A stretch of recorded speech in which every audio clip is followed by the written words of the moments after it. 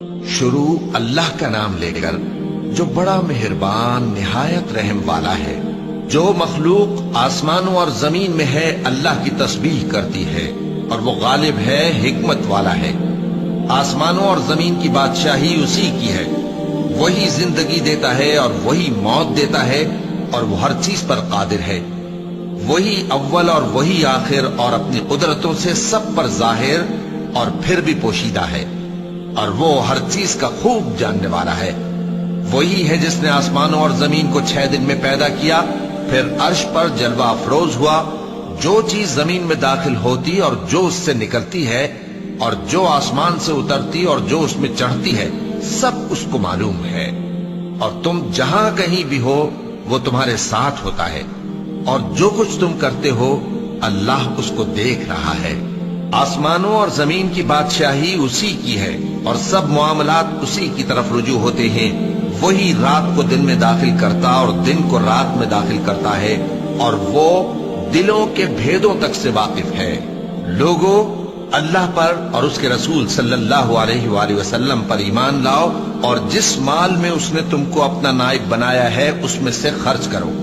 اب جو لوگ تم میں سے ایمان لائے اور مال خرچ کرتے رہے ان کے لیے بڑا ثواب ہے۔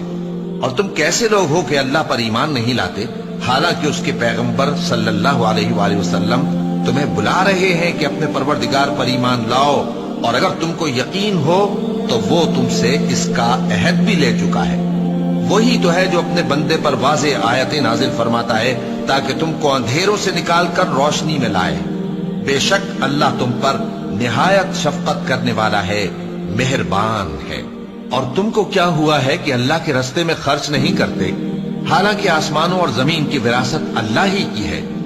جس شخص نے تم میں سے فتح مکہ سے پہلے خرچ کیا اور جنگ کی، وہ اور جس نے یہ کام بعد میں کیے وہ برابر نہیں۔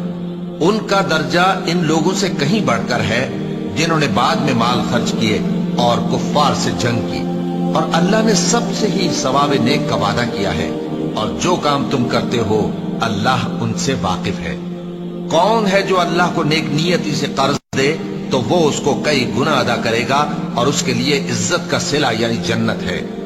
جس دن تم مومن مردوں اور مومن عورتوں کو دیکھو گے کہ ان کے ایمان کا نور ان کے آگے آگے اور داہنی طرف چل رہا ہے، تو ان سے کہا جائے گا کہ تم کو بشارت ہو کہ آج تمہارے لیے باغ ہیں جن کے نیچے نہریں بہ رہی ہیں، ان میں تم ہمیشہ رہو گے، یہی بڑی کامیابی ہے۔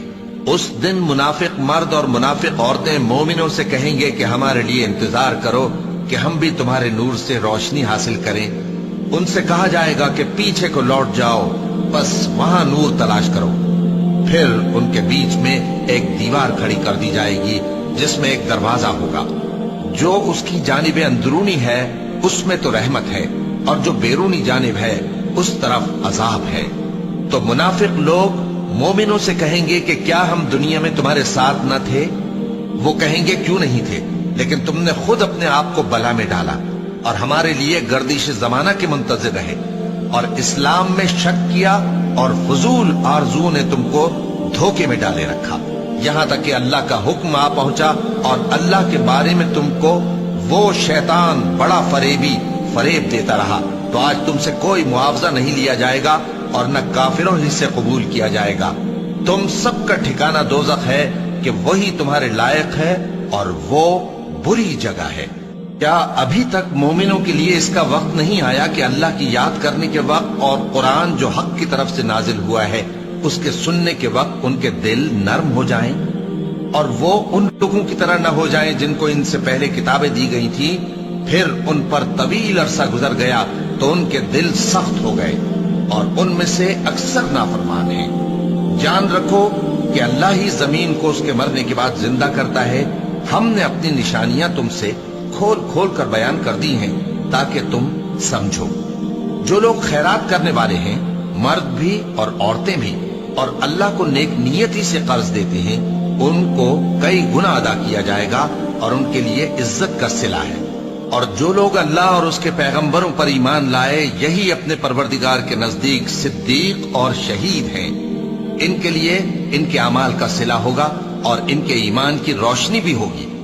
جن لوگوں نے کفر کیا اور ہماری آیتوں کو جھٹلایا، वही अहले दोज़ख हैं। जान रखो कि दुनिया की जिंदगी महज खेल और तमाशा और जीनत व आराइश और तुम्हारे आपस में फख्र व सताइश और माल व औलाद की एक दूसरे से ज्यादा तलब व ख्वाहिश है। इसकी मिसाल ऐसी है जैसे बारिश कि उससे उगने वाली खेती किसानों को भली लगती है, फिर वो खेती खूब जोर पर आती है, फिर ऐ देखने वाले तू उसको देखता है कि पक कर जर्द पड़ जाती है, फिर चूरा चूरा हो जाती है। और आखिरत में काफिरों के लिए अजाब शदीद और मोमिनों के लिए अल्लाह की तरफ से बख्शिश और खुशनुदी है। और दुनिया की जिंदगी तो धोखे का सामान है। बंदो, अपने परवरदिगार की बख्शिश की तरफ और जन्नत की तरफ लपको, जिसका अर्ज आसमान और जमीन के अर्ज का सा है, और वो उन लोगों के लिए तैयार की गई है जो अल्लाह पर और उसके पैगंबरों पर ईमान लाए हैं। ये अल्लाह का फजल है, जिसे चाहे अता फरमाए, और अल्लाह बड़े फजल का मालिक है। कोई मुसीबत जमीन में और खुद तुम पर नहीं पड़ती मगर पेशतर इसके कि हम उसको पैदा करें, एक किताब में लिखी हुई होती है, और ये काम अल्लाह को आसान है, ताकि जो फायदा तुम्हें हासिल न हो सका उसका गम न खाया करो, और जो तुमको उसने दिया हो उस पर इतराया न करो। और अल्लाह किसी इतराने और शेखी बगाड़ने वाले को दोस्त नहीं रखता, जो खुद भी बुख्ल करें और लोगों को भी बुख्ल सिखाएं। और जो शख्स रूगर्दानी करे तो अल्लाह भी बेनियाज है, लायक हमदो सना है। हमने अपने पैगंबरों को खुली निशानियां देकर भेजा और उन पर किताबें नाजिल की और मीजान आदल, ताकि लोग इंसाफ पर कायम रहें। और लोहा पैदा किया कि उसमें असलहा जंग के लिहाज से जोर भी बहुत है और लोगों के लिए फायदे भी हैं।